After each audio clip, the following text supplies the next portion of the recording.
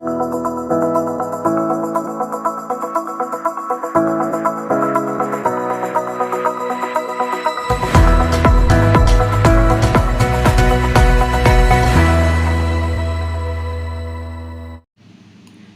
friends, welcome to 4-Star Studios.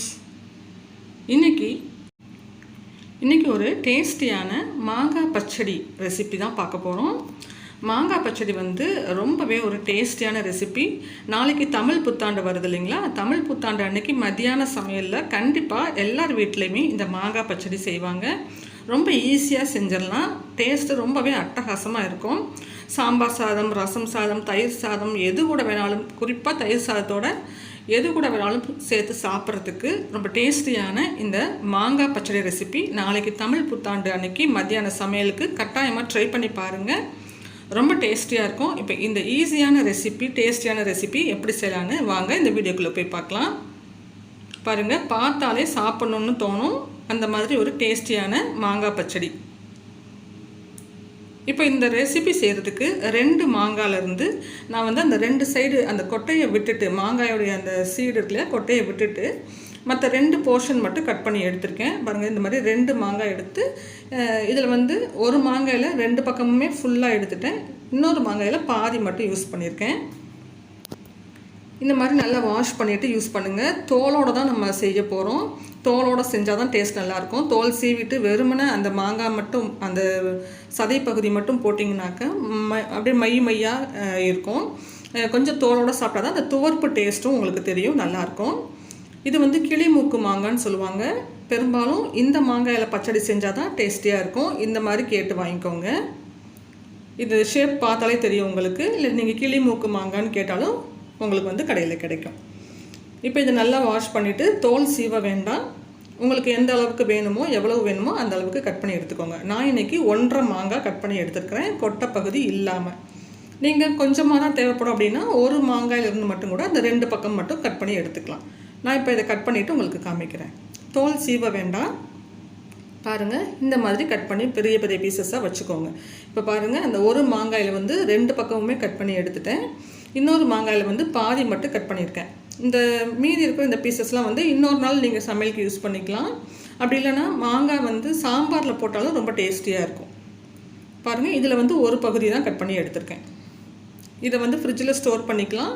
சாம்பாரில் புளிக்கு பதிலாக இந்த ஒரு பீஸ் மாங்காய் போட்டாலும் சூப்பராக இருக்கும் டேஸ்ட்டு. இது நம்ம ஃப்ரிட்ஜில் வச்சுக்கலாம். இப்போ நம்ம இந்த மாதிரி கட் பண்ணி வச்சுருக்கோம் இல்லையா, இதில் தான் இன்றைக்கி மாங்காய் பச்சடி செய்ய போகிறோம். பாருங்கள், இந்த மாதிரி நல்லா பெரிய பெரிய பீசஸாக கட் பண்ணிக்கணும். ரொம்ப பொடியாலும் கட் பண்ணிகிட்டு இருக்க வேண்டிய அவசியம் கிடையாது. இதுவே மாங்காய் நல்லா வெந்து குழஞ்சி வந்துடும். பாருங்கள், இந்த மாதிரி தோலோடு கட் பண்ணிக்கோங்க, அப்போ தான் நல்லாயிருக்கும். இப்போ வாங்க நம்ம பச்சடி செய்ய ஆரம்பிக்கலாம். இப்போ அதுக்கு ஒரு கடாயில் 2 டீஸ்பூன் மட்டும் எண்ணெய் சேர்த்துருக்கேன். எண்ணெய் ரொம்ப கம்மியாக சேர்த்துக்கிட்டால் போதும். எண்ணெய் ஹீட்டான பிறகு 1/2 டீஸ்பூன் கடுகு சேர்த்து அதை பொரிய விட்டுக்கலாம். இப்போ கடுகு நல்லா பொரிஞ்சு வருது பாருங்கள். இந்த மாதிரி நல்லா பொரிஞ்சு வந்ததுக்கப்புறமா நம்ம கட் பண்ணி வச்சுருக்கிற மாங்காய் பீசஸை சேர்த்துக்கலாம். ரொம்ப சுலபமாக செஞ்சிடலாம். 5 நிமிஷத்தில் வேலை முடிஞ்சிடும். அந்த டேஸ்ட் ரொம்ப சூப்பராக இருக்கும். நாளைக்கு தமிழ் புத்தாண்டுக்கு கண்டிப்பாக இந்த ரெசிபி ட்ரை பண்ணி பாருங்கள். இப்போ நம்ம கட் பண்ணி வச்சுருக்கிற மாங்காய் பீசஸ் சேர்த்துட்டோம். காரத்துக்கு 2 பச்சை மிளகாய் இந்த மாதிரி பொடியாக கட் பண்ணிவிட்டு சேர்த்துருக்கேன். ரொம்ப பொடிசாக இல்லை, நார்மலாக சின்ன சின்னதாக கட் பண்ணிவிட்டு சேர்த்துருக்கேன். சேர்த்துட்டு இதை நல்லா கலந்து விட்டுக்கலாம். ஒரு 1 நிமிஷம் போல் அந்த எண்ணெயில் நல்லா வதக்கிக்கலாம். பாருங்கள், இப்போ இது மாதிரி நல்லா ஒரு 1 நிமிஷம் மட்டும் வதக்கி விட்டால் போதும். அதுக்கப்புறமா வதக்கிட்டு தண்ணி சேர்த்துக்கோங்க, அப்போ தான் நல்லாயிருக்கும்.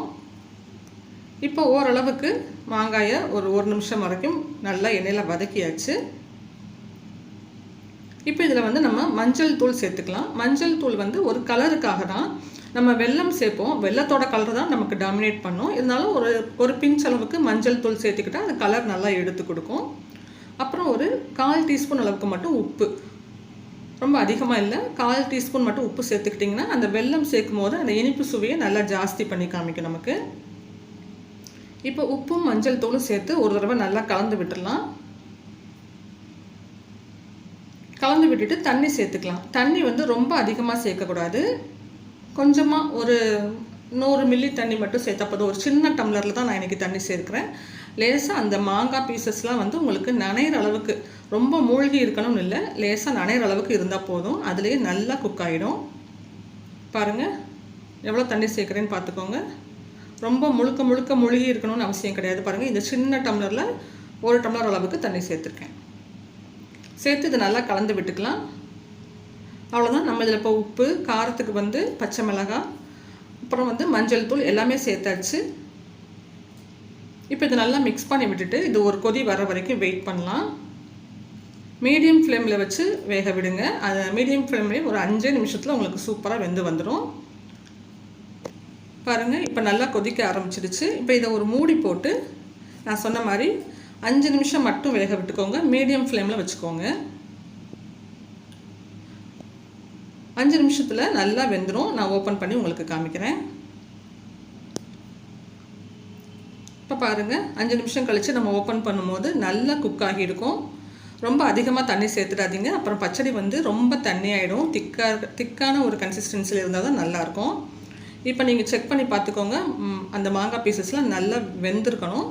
இதுக்கப்புறமா நீங்கள் உங்கள் சுவைக்கு ஏற்ப வெல்லம் சேர்த்துக்கலாம். நான் இன்றைக்கி இந்த பொடி பண்ண வெல்லம் சேர்த்துருக்கேன்.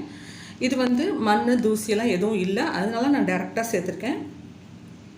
நீங்கள் வந்து மண்டை வெல்லம் அந்த மாதிரி யூஸ் பண்ணுறீங்கன்னா நல்லா உடச்சிட்டு கொஞ்சமாக தண்ணி சேர்த்து நல்லா அதை கரைச்சி வடிகட்டி அதுக்கப்புறமா சேர்த்துக்கோங்க. அப்போ தான் உங்களுக்கு மண்ணெல்லாம் இல்லாமல் இருக்கும். வெல்லத்தோடைய அளவு பார்த்திங்கன்னா உங்களுக்கு எந்த அளவுக்கு சுவை வேணுமோ அந்தளவுக்கு சேர்த்துக்கலாம். நான் ஏற்கனவே ஒரு 1/2 கப் அளவுக்கு சேர்த்துருக்கேன். இப்போ இன்னுமே கூட நான் இன்னும் கொஞ்சம் சேர்த்துக்கிறேன். நான் வந்து கொஞ்சம் அதிகமான ஸ்வீட்னஸ் இருக்க மாதிரி தான் செய்வேன். உங்களுக்கு இனிப்பு சுவை அதிகமாக இருக்கணும்னா அதுக்கேற்ற மாதிரி அந்த வெல்லத்தை வந்து அட்ஜஸ்ட் பண்ணிக்கோங்க, ஜாஸ்தி பண்ணிக்கோங்க. இல்லை உங்களுக்கு புளிப்பு சுவை தான் அதிகமாக தெரியணும், அந்த மாங்காயோடைய புளிப்பு தான் அதிகமாக தெரியணும்னா வெல்லத்தை வந்து கொஞ்சம் கம்மி பண்ணிக்கோங்க. இது வந்து அவங்களுடைய டேஸ்ட்டை பொறுத்தது தான். இவ்வளோ தான் போடணும்னு கிடையாது. அந்த மாங்காயில் எந்த அளவுக்கு புளிப்பு இருக்கோ அதுக்கு ஏற்ற மாதிரி அதை காம்பன்சேட் பண்ணுற மாதிரி நீங்கள் இனிப்பு சேர்த்துக்கலாம். இப்போ பார்த்தீங்கன்னா நான் இது மாதிரி வெல்லம் வந்து தேவையான அளவுக்கு சேர்த்து மிக்ஸ் பண்ணி விட்டுறேன். நீங்கள் வெல்லம் கரைச்சி சேர்க்குறதா இருந்தால் கொஞ்சமாக தண்ணி ஊற்றி திக்காக கரைச்சி சேர்த்துக்கோங்க. அவ்வளோதான். இதை ஒரு 2 நிமிஷம் மட்டும் மீடியம் ஃப்ளேமில் வச்சு கொதிக்க விட்டுட்டோன்னா நம்மளுடைய டேஸ்டியான மாங்காய் பச்சடி சூப்பராக ரெடி ஆயிரும். நான் சொன்ன மாதிரி சாம்பார் சாதம், ரசம் சாதம், குறிப்பாக தயிர் சாதம் எல்லாத்துக்கூடையுமே ரொம்ப அட்டகாசமான சுவையில் இருக்கும். ட்ரை பண்ணி பாருங்கள், கண்டிப்பாக பிடிக்கும். நாளைக்கு தமிழ் புத்தாண்டு ஸ்பெஷலாக இந்த வீடியோ நான் உங்களுக்காக இந்த ரெடி பண்ணி காமிச்சிருக்கேன், மாங்காய் பச்சடி. ட்ரை பண்ணி பார்த்துட்டு இந்த வீடியோ உங்களுக்கு யூஸ்ஃபுல்லாக இருந்ததுன்னா கண்டிப்பாக இந்த வீடியோக்கு ஒரு லைக் கொடுக்க மறந்துடாதீங்க. நம்ம சேனல் 4 Star Studiosையும் சப்ஸ்கிரைப் பண்ணி வச்சுக்கோங்க. தேங்க்ஸ் ஃபார் வாட்சிங்.